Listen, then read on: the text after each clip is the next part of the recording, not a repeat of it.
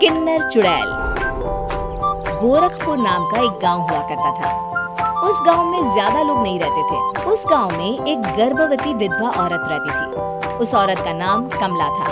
कमला अपने घर में अकेली रहती थी। उसके पति की सारी जायदाद उसके नाम हो गई थी, पर सभी गांव वाले उस औरत को मनहूस औरत समझा करते थे और सभी उससे नफरत किया करते थे। एक बार कमला राशन की दुकान पर खाने का सामान खरीदने जाती है। भैया जी, जरा 1 किलो दाल चावल देना। अरे हाय हाय हाय हाय हाय, अरे मनहूस औरत, मेरी दुकान में अपशगुन करवाने आ गई क्या? हैं? चल जा यहाँ से, मैं कुछ नहीं देने वाला तुझे। भाग यहाँ से, चल जा, निकल। भैया जी, ऐसा मत कहिए, मैं गर्भवती हूँ, मुझे खाने की बहुत जरूरत है, मुझे खाना दे दीजिए। दुकानदार कमला को वहां से धक्के मारकर भगा देता है। तभी कमला रोते रोते उस गांव के किन्नरों के इलाके में आ जाती है। गांव वाले किन्नरों को उसी इलाके में रखा करते थे, क्योंकि वो लोग किन्नरों को पसंद नहीं करते थे और उनके इलाके में रहने से मना करते थे। तो किन्नरों ने उसी गांव में अपना एक इलाका बना लिया था। जब किन्नर लोग देखते हैं कि एक गर्भवती महिला रोते रोते उनके इलाके में आ गई है, तो सारे किन्नर कमला के पास जाकर उसका हाल पूछने लगते हैं। क्या हुआ बहन, तुम्हारी गर्भवती अवस्था में इतनी बुरी हालत कैसे? तुम रो क्यों रही हो? तुम डरो मत, हम तुम्हें कोई नुकसान नहीं पहुंचाएंगे। तुम शांत होकर सब बताओ कि हुआ क्या है। मैं कमला हूँ, मैं गांव के दूसरे इलाके से आई हूँ। 2 महीने पहले ही मेरे पति की मौत हुई है। मुझे गांव के लोग मनहूस मानते हैं, क्योंकि मैं विधवा हूँ और गर्भवती भी। वहाँ के लोग मुझे खाने के लिए कुछ बेचने के लिए भी तैयार नहीं, जिससे मेरा गुजारा नहीं हो रहा था। कोई बात नहीं कमला, हम तुम्हारा ख्याल रखेंगे। किन्नर लोग कमला को एक खाली घर में रहने के लिए जगह दे देते हैं और उसकी देखभाल भी करते हैं। कुछ ही महीने बाद कमला अपने बच्चे को जन्म देती है, पर अफसोस, कमला बच्चे को जन्म देते ही अपनी जान गंवा देती है। जब सब किन्नर बच्चे को देखते हैं तो बहुत खुश हो जाते हैं, क्योंकि वो बच्चा भी किन्नर ही था। कमला ने एक किन्नर बच्चे को जन्म दिया था। अब इस बच्चे की देखभाल कौन करेगा? हम तो इस बच्चे को गांव के दूसरे इलाके में भी नहीं भेज सकते। और तो क्या हुआ, इस बच्चे की माँ नहीं रही तो हम इसे पालेंगे। अब ये हमारे इलाके में रहेगा, हमारे साथ रहेगा। फिर वो किन्नर उस किन्नर बच्चे को गोद ले लेते हैं, उसका नामकरण कराते हैं। उस किन्नर बच्चे का नाम शक्ति रखा जाता है। देखते ही देखते शक्ति बड़ी होने लगती है। उसके रंग रूप बहुत सुंदर थे। वो बहुत सुंदर किन्नर दिखती है।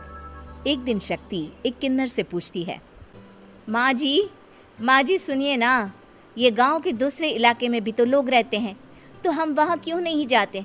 हम उनसे अलग क्यों रहते हैं? शक्ति, क्योंकि वो लोग हमारे जैसे नहीं, वो लोग हमें पसंद नहीं करते, इसीलिए हम उनसे अलग रहते हैं। क्यों? वो हमें क्यों पसंद नहीं करते? मुझे एक बार उस इलाके में जाना है, मैं एक बार वहाँ जाकर घूम कर आऊं। शक्ति, खबरदार, जो तू उस इलाके में कभी भी गई तो अपनी जान नहीं गंवाना चाहती तो उस इलाके में कभी कदम भी नहीं रखेगी, समझी? इतना कहकर वो किन्नर वहां से चली जाती है। शक्ति उस किन्नर की बात सुनकर बहुत रोती है। माँ जी, ऐसा कैसे कह सकती है? उन्होंने इतनी सी बात के लिए मुझे इतना डांटा। अब तो मैं उस इलाके में जरूर जाऊंगी। फिर एक दिन शक्ति गांव के दूसरे इलाके में चुपके से जाती है। ये लोग तो हमारे जैसे ही इंसान हैं, तो ये हमसे नफरत क्यों करते हैं? जब शक्ति उस इलाके में पहुंचती है तो गांव के सारे आदमी उसके रूप से मोहित हो जाते हैं। वो लोग ये अंदाज़ा नहीं लगा पाते कि वो किन्नर है। शक्ति की सुंदरता देखकर सारे गांव वाले उसकी तारीफ करने लगते हैं। तभी गांव का चक्कर लगाने गांव के जमींदार का बेटा हर्ष वहां पहुंचता है। हर्ष भी दिखने में बहुत सुंदर होता है।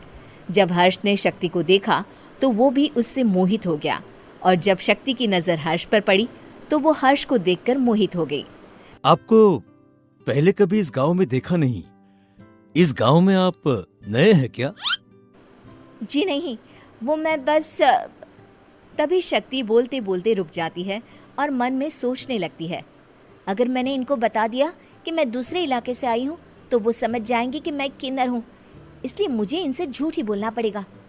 शक्ति हर्ष को कहती है, जी हाँ, मैं इस गांव में नई आई हूँ, यहाँ अकेली रहती हूँ। वैसे आप कौन है? आप भी इसी गांव में रहते हैं? जी हाँ, मैं इस गांव के जमींदार का बेटा हूँ। आपको किसी भी चीज की जरूरत पड़े तो आप मुझे बता देना, मुझे अच्छा लगेगा।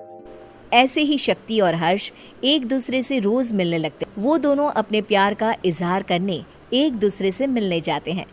तभी शक्ति का पीछा करते करते एक किन्नर वहां आ जाती है। शक्ति, शक्ति, मैं तुमसे बहुत प्यार करता हूँ। मैं तुमसे शादी करना चाहता हूँ। क्या तुम मुझसे शादी करोगी? हाँ हर्ष, मैं तुमसे शादी करूँगी, पर मैं तुमको अपने बारे में एक सच्चाई बताना चाहती हूँ जो मैंने तुमसे छुपा कर रखी है। तभी उनके बीच में ही वो किन्नर आ जाती है। शक्ति, तेरी हिम्मत कैसे हुई ऐसा करने की? वो किन्नर शक्ति को खींचकर गांव के जमींदार के पास ले जाती है। हर्ष भी वहां शक्ति को बचाने के लिए पहुंच जाता है। जमींदार शक्ति और हर्ष के प्यार के बारे में सुनकर गुस्से में आ जाता है और शक्ति को गांव के बाहर निकालने की सजा देता है। शक्ति ये बात सहन नहीं कर पाती और कुएं में कूदकर अपनी जान दे देती है। जमींदार हर्ष की शादी गांव की एक लड़की से करवा देता है, पर हर्ष इस शादी से खुश नहीं होता। शक्ति अपना बदला लेने के लिए मरने के बाद किन्नर चुड़ैल बन जाती है। अब मैं इन गाँव वालों को नहीं छोड़ूंगी, अब इनसे मैं अपने प्यार का बदला लूंगी। किन्नर चुड़ैल गांव वालों को परेशान करना शुरू कर देती है। एक बार वो रात को गांव के खेतों में पहुंच जाती है और वहां आग लगा देती है। सारी फसल जल के राख हो जाती है। जब एक आदमी रात को उठकर देखता है कि खेत में आग लग गई है तो वो वहां पहुंच जाता है। वो देखता है कि खेतों के बीचों बीच एक किन्नर चुड़ैल खड़ी है और वहां खड़े होकर ताली बजा रही है। गांव वाला किन्नर चुड़ैल को देखकर बेहोश हो जाता है। जब सुबह उस आदमी को होश आता है तो वो सीधा जमींदार के पास जाता है। अरे जमींदार साहब, अरे वो किन्नर चुड़ैल ने मेरी सारी फसल जला दी। अब मैं क्या करूंगा? क्या होगा मेरा? जमींदार चुड़ैल किन्नर का नाम सुनते ही सब कुछ समझ जाता है। अब वो बहुत डर जाता है। उसी रात को जब जमींदार डर के मारे अपने कमरे में सो नहीं पाता, तभी वहां अचानक से किन्नर चुड़ैल आ जाती है। किन्नर चुड़ैल जोर जोर से जमींदार के आगे खड़ी होकर हंसने लगती है और ताली बजाने लगती है। जमींदार उस डरावनी किन्नर चुड़ैल को देखकर बहुत डर जाता है। तूने मेरे साथ बहुत बुरा किया, अब मैं तुझे जान से मार दूंगी। नहीं नहीं नहीं नहीं, नहीं। मुझे माफ कर दो, मुझे मत मारो। मैं कभी ऐसा दोबारा नहीं करूंगा। अब तुम जो बोलोगी वही मैं करूंगा। ठीक है, मैं चाहती हूँ कि किन्नर इलाका गांव के इलाके से जुड़े और गांव का कोई भी आदमी किन्नर समाज से द्वेष ना करे, उससे नफरत ना करे, नहीं तो मैं सारे गांव को मार दूंगी। और तुम गांव में एक नया कानून बनाओ कि अगर किसी ने भी किन्नर समाज को हानि पहुंचाने की कोशिश भी करी या इनसे भेदभाव करने की भी कोशिश करी तो उनको कड़ी से कड़ी सजा मिलेगी। हाँ हाँ हाँ हाँ, मैं ऐसा ही करूंगा। तुम जो बोलोगी वो मैं करूंगा, पर मुझे जाने दो प्लीज। तब वो किन्नर चुड़ैल वहां से चली जाती है। गांव का जमींदार किन्नर चुड़ैल का कहा मानते हुए दोनों इलाकों को एक कर देता है और नया कानून भी लागू कर देता है। तब से वहां किन्नर समाज और बाकी गांव वाले शांतिपूर्वक रहने लगते हैं।